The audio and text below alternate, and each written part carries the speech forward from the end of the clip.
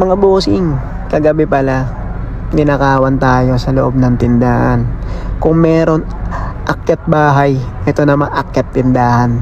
Dito rin mismo sa may monumento, sa may tindahan ko mismo. Ayan, tingnan nyo yung gagawin ng bata. Sinusubukan niyang abutin yung lagayan ko ng pera. As yan, susubukan niya sundutin. Susundutin niya hanggang sa mailaglag niya sana yung mga coins.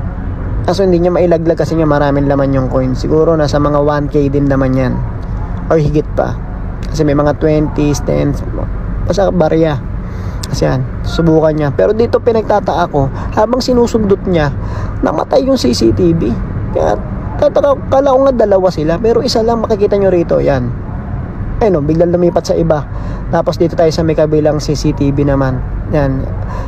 Wala akong nakikitang kasama siya eh. Wala siyang kasama. Siya lang mismo. Pero pinagtataka ko, paano namatay yung CCTV na isa? Yung sa harapan. Nawala namang gumalaw ng CCTV at walang kasama.